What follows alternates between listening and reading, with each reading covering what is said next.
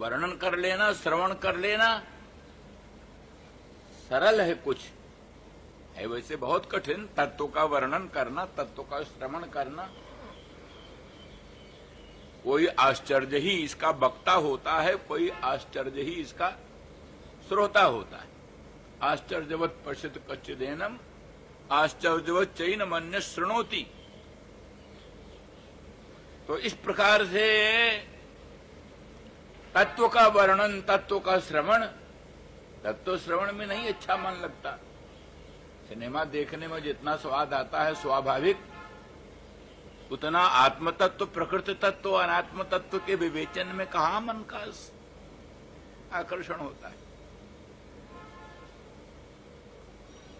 फिर भी उत्तमाधिकारी जो हैं, अंतर्मुख पुरुष जो हैं, विवेकशील जो हैं, वैराग्यवान जो पुरुष हैं, उनके द्वारा ऐसे परम तत्व का वर्णन भी हो सकता है, श्रवण भी हो सकता है। वो वर्णन भी कर सकते हैं, श्रवण भी कर सकते हैं। तो अभी उसका अनुभव करना, यथावत जैसा वर्णन किया, जैसा श्रवण किया, वैसा ही अनुभव भी करना, इसके लिए चित्त की एकाग्रता अपेक्षित है। चित्त की एकाग्रता, क्योंकि वस्तु निर्विकल्प है। विकल्प की स्फूर्ति उसकी अभिव्यक्ति में बाधा है। विकल्प की स्फूर्ति, शब्द स्पर्श रूप रस गंध, यही सब विकल्प है। अनंत सत्ता के भी यही विशेषण है, अनंत अनंत ज्ञान के भी यही विशेषण है। ज्ञान भी अनेक विशेषणों से विशिष्ट है, सत्ता भी अनेक विशेषणों से विशिष्ट है। निर्विशेष सत्ता को हम कहां देख पाते, निर्विशेष ज्ञान को हम कहां समझ पाते। सविकल्पी ज्ञान समझ में आता है, सविकल्पी सत्ता समझ में आती है।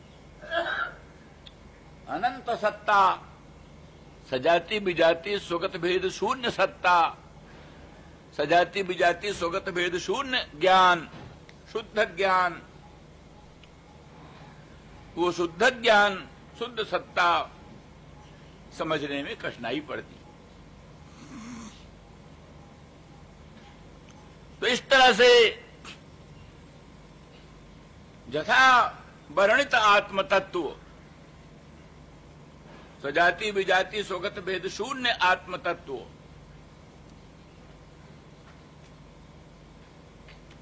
नाना प्रकार के विशेषणों और विकल्पों से, विशेषणों और विकल्पों से रहित सत्ता, विशेषणों और विकल्पों से रहित ज्ञान, अखंड ज्ञान, शुद्ध सत्ता, ज्ञानाभिन्न सत्ता और सद्भिन्न अखंड ज्ञान, ऐसी वस्तु की अनुभूति में कठिनाई पड़ी। तो उसी को अनुभव कराने के लिए और अनेक प्रकार हैं। उन प्रकारों में कपिल देव जी ने भगवान के सगुण साकार सच्चिदानंद घन रूप का वर्णन किया। श्रीमन नारायण भगवान विष्णु के मंगलमय सगुण सच्चिदानंद घन साकार रूप का वर्णन किया। संचिंतयेद भगवतश्चरणारविंदम वज्रांकुशध्वज सरोरुहलांछनाढ्यम उत्तुंग रक्त बिलसन नख चक्रबाल ज्योत्स्नाभिराहत राहत महत हृदयांधकारम इत्यादि रूप से भगवान के पादारविंद का वर्णन किया। पादारविंद के नखमण चंद्रिका का वर्णन किया। उसके दिव्य प्रखर प्रकाश का वर्णन किया।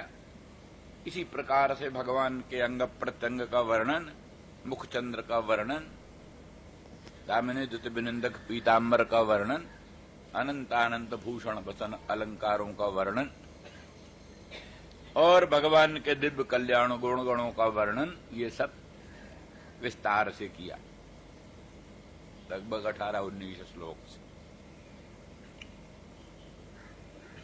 तो वहां फिर बतलाया कि इस स्वरूप का ध्यान करते करते, इसी स्वरूप का चिंतन करते करते, भगवान के मधुर मनोहर मंगलमय मुख चंद्र का चिंतन करते करते, पादारविंद के नखमण चंद्रिका का चिंतन करते करते उनके दिव्य स्वरूप का ध्यान करते करते स्मरण हो, स्मरण के बाद उसी में प्रत्येकतानता हो, प्रत्यय एकतान हो, ज्ञान की धारा अखंड धारा चल पड़े। माने विजातीय प्रत्ययानंतरित सजातीय प्रत्यय का प्रवाह चल पड़े। बीच में घट भी आ जाता है, पट भी आ जाता है, प्रपंच भी आ जाता है और दुनिया आ जाती है, वो सब न हो।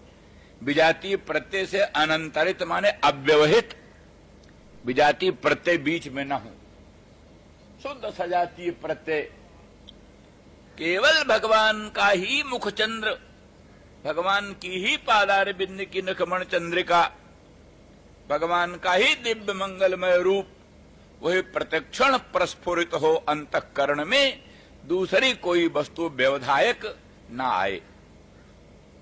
यही ध्यान।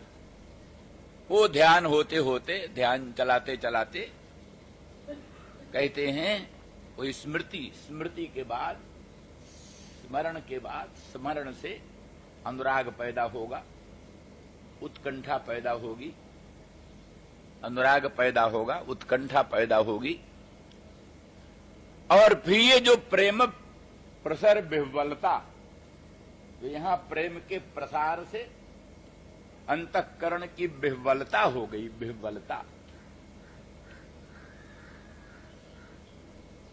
उस विह्वलता में सब काम धाम बंद। विह्वल माने शिथिल हो, इंद्रियां शिथिल, मन शिथिल, बुद्धि शिथिल, अहंकार शिथिल। आमतौर पर होता है शरीर शिथिल हो जाता है पर मन नहीं शिथिल हो। शरीर आलस्य करता है कुछ करने को, कभी मन भूतनाथ अपना अखंड दौड़ लगाते रहता है।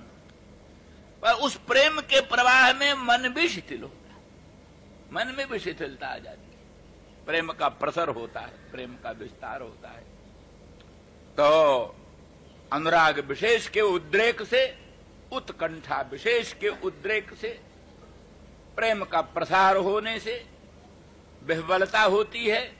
विह्वलता का स्वरूप यही इंद्रिय शैथिल्य, मन शैथिल्य, बुद्धि शैथिल्य। तो कहते उस शैथिल्य का रूप ये होगा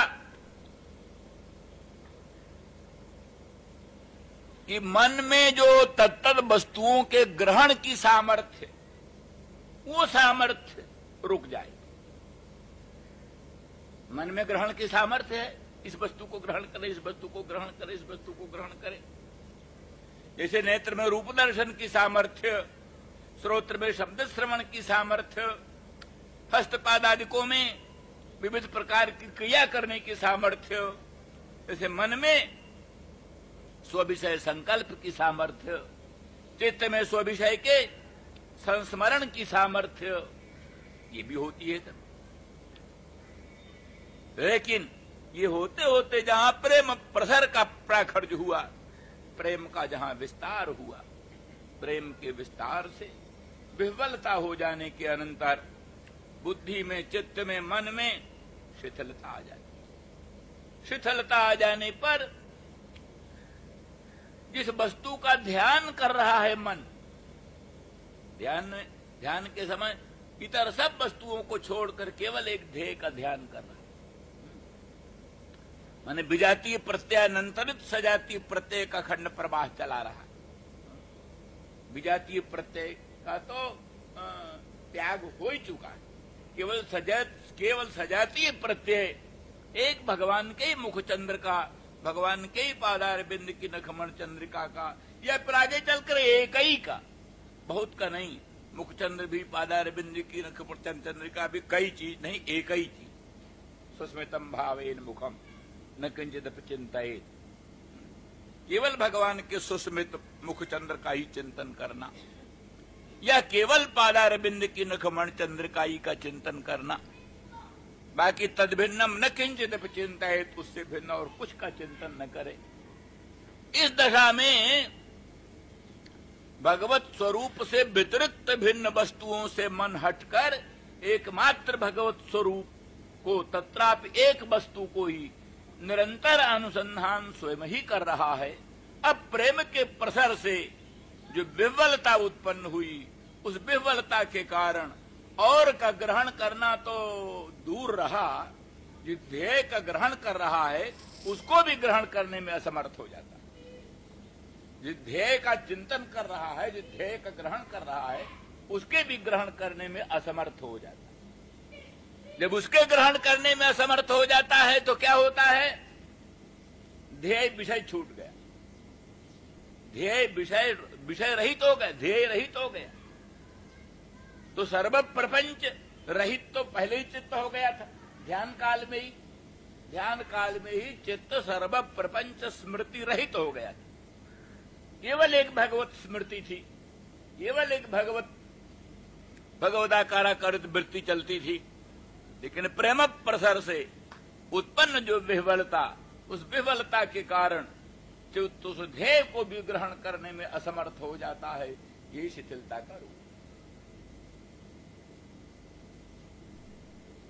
मिलो प्रेम पूर्ण दो भाई, मन बुद्धि चित अहमिति बिसराई।